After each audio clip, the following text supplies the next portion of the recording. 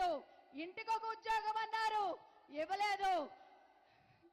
మరి నిరుద్యోగ వృత్తి అన్నారు, ఇవ్వలేదు. శ్రీనిధి 25,000 అన్నారు, ఏది చేయలేదు.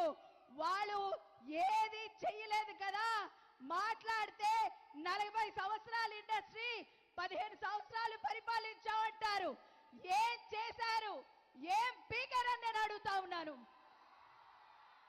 మన ప్రభుత్వం వచ్చి కేవలం 5 సంవత్సరాలు అయ్యింది.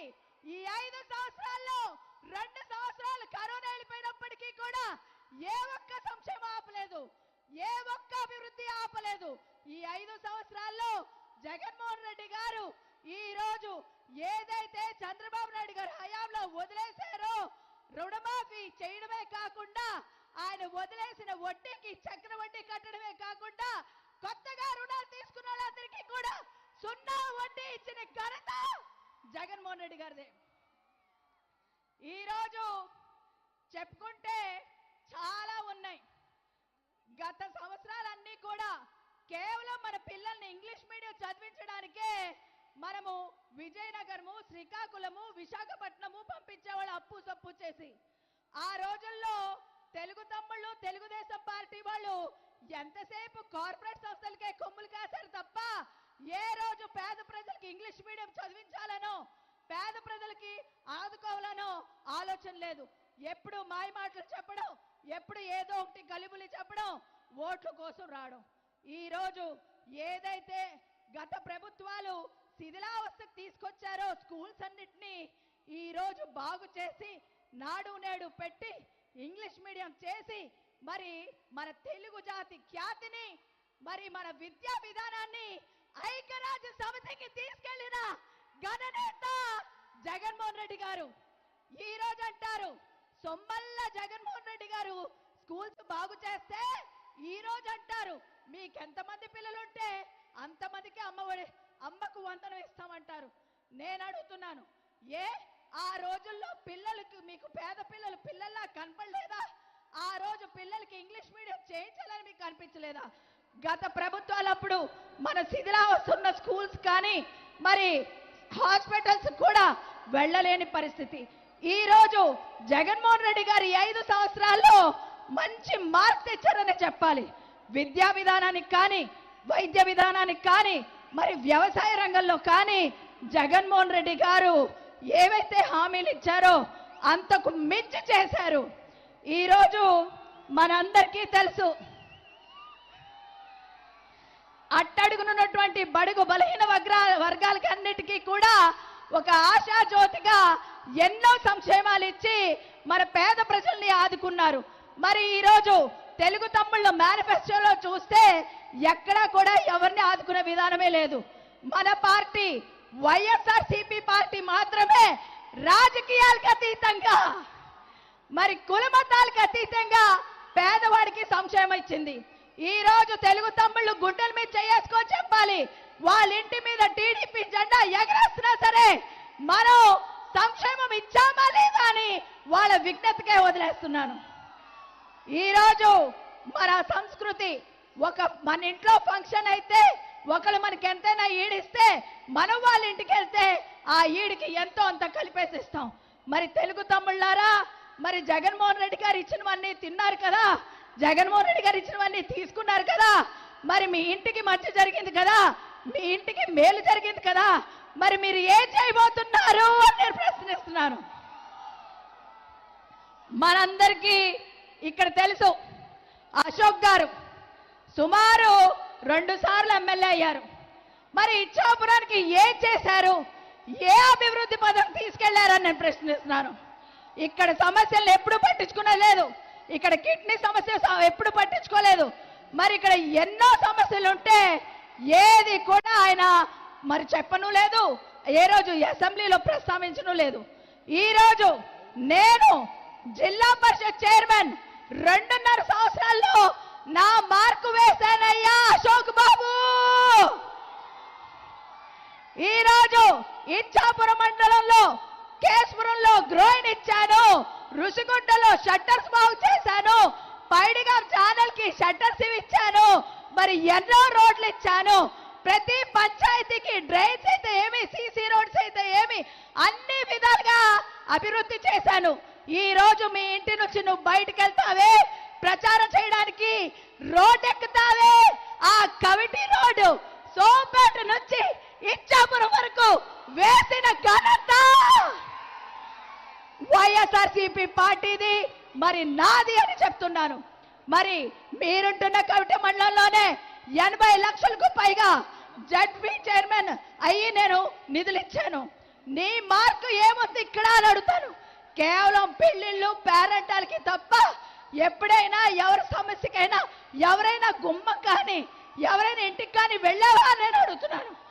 గడప గడపకు మన ప్రభుత్వం వచ్చిన తర్వాత ప్రతి ఇంటికి నేను వెళ్ళాను, ప్రతి గడప నేను ఎక్కాను, ప్రతి వాళ్ళ కష్టం నేను విన్నాను, ప్రతి ఒక్కరికి ఏం కావాలో తెలుసుకున్నాను కాబట్టే చెప్తున్నాను. మీ అందరికీ రానున్న రోజుల్లో మీరందరూ కనుక ఈ అక్కని ఈ చెల్లిని మీ ఇంటి ఆడపడిచిన కనుక గెలిపించినట్టయితే మీకోసం 5 సంవత్సరాలు కష్టపడటానికి నేను సిద్ధంగా ఉన్నాను. నేను వచ్చిన తర్వాతే కవిటిలో 11 kV సబ్ స్టేషన్ ఇచ్చాను. ఎక్కడా కూడా కరెంట్ సమస్య ఉండకూడదు అని చెప్పి ఎన్నో రకాలుగా అందరి సమస్యలు తెలుసుకుందామనే పల్లె నిద్ర చేశాను. కాబట్టి ఓ ఇచ్చాపురం ప్రజలారా, ఇప్పటికైనా మన ఇచ్చాపురం అభివృద్ధి అవ్వాలంటే కేవలం జగన్మోహన్ రెడ్డి గారి వల్ల మాత్రమే సాధ్యం అవుతుంది.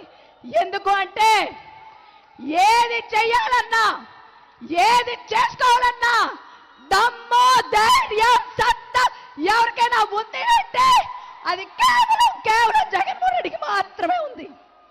కాబట్టి ఈరోజు నిజంగా మన నాయకుడు వెనుతిరుగునటువంటి నాయకుడు, మాట తప్పనున్నటువంటి నాయకుడు, మాట ఇచ్చారంటే అది 100% చేసి చూపిస్తారు. ఈ రోజు మనం ఇంటికి వెళ్ళినప్పుడు చెప్తున్నాం గర్వంగా, అమ్మా మీ ఇంటికి సంక్షేమం వచ్చింది, అమ్మా మీ ఇంటికి మేము ఇది ఇచ్చాము, మీ ఇంటికి వచ్చిందా లేదా అని అడుగుతున్నాం. వాళ్ళు ఏ పేరుతో వెళ్తున్నారు? ఇవ్వడానికి ఏమీ లేదు, ఇచ్చింది ఏమీ లేదు. మేమంటూ వస్తే ఇస్తాం అంటారే తప్ప వాళ్ళు ఇచ్చిందేంటో బహిరంగ చెప్పమనండి, బహిరంగ ఒక్క పథకం చెప్పమనండి. మహా చెప్తే ఏం చెప్తారమ్మా, పసుపు కుంకాలని 10-20 వేలు ఇచ్చారు, అంతేనా? అంతే. మరి 14 సంవత్సరాలు పరిపాలించి మీరు ఒక్కొక్కళ్ళ అకౌంట్లో 10-20 వేలే ఇస్తే ఈరోజు జగన్మోహన్ రెడ్డి గారు 5 సంవత్సరాల్లో ప్రతి ఒక్కళ్ళ అకౌంట్లో ₹1,00,000 పైగా చిలుగా ఇచ్చారు.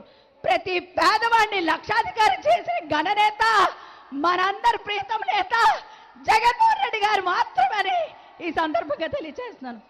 మరి ఆఖరిగా మన ఇచ్చాపురం నియోజకవర్గం అభివృద్ధి కావాలన్నా నిజమేనండి,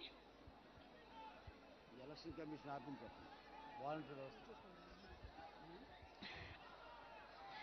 ఎక్కడ జగన్మోహన్ రెడ్డి గారి ప్రభుత్వం వచ్చేస్తుంది అని భయంతో వాళ్ళకి తెలిసిందల్లా ఒకటే, కాపీ కొట్టడం. జగన్మోహన్ రెడ్డి గారు ఒక సంక్షేమం ఇస్తే దానికి మసిపూసి మారేడుకాయలాగా నేను వస్తా అది ఇస్తాను ఇది ఇస్తానని చెప్తారు. ఈ రోజు కూడా ఒక వాలంటీర్ వ్యవస్థతో మనం ఇంటికి పెన్షన్ ఇస్తుంటే ఈ రోజు ఎలక్షన్ కమిషన్కి లెటర్ రాసి అవన్నీ ఆఫ్ చేయించారు. మరి చేయూత డబ్బులు, ఇన్పుట్ సబ్సిడీ డబ్బులు,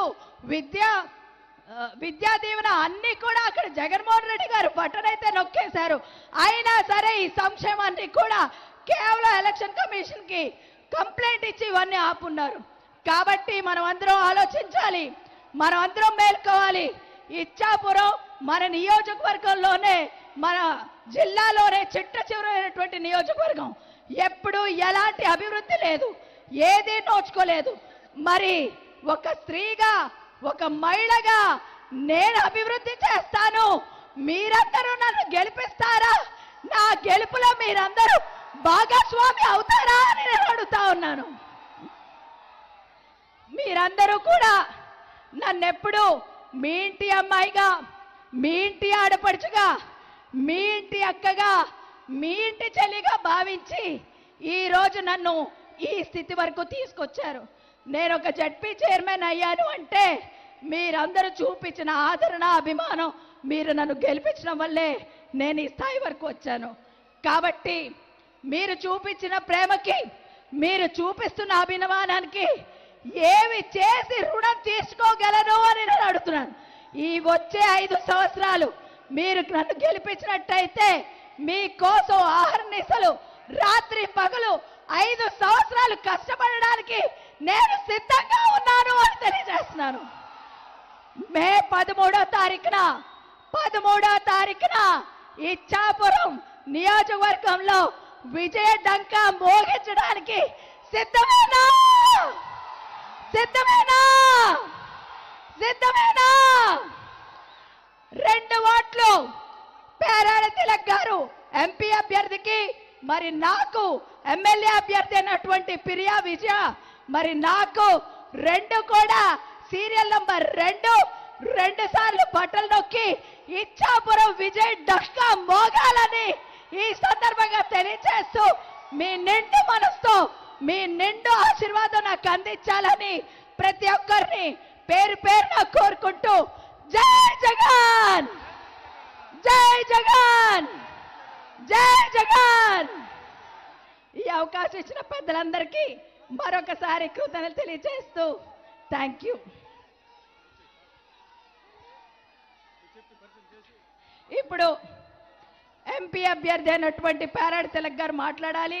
అయితే ఈ సందర్భంలో చెప్పదలుచుకున్నాను, ఇక్కడ అశోక్ గారికి బలం చాలదనేమో మాట్లాడితే ఆ ఎంపీకి ఇచ్చాపురమే తెస్తారు. ఆయన ఏం చేశారా బాబు అంటే కేవలం కుర్చీలు మాత్రమే రైల్వే స్టేషన్స్లో ఇచ్చారు. మరి ఇప్పుడు మన నియోజకవర్గానికి మనం ఎన్నో అనుకున్నాం, ఫ్లైఓవర్స్ కానివ్వండి, అండర్ పాసేజీలు కానివ్వండి,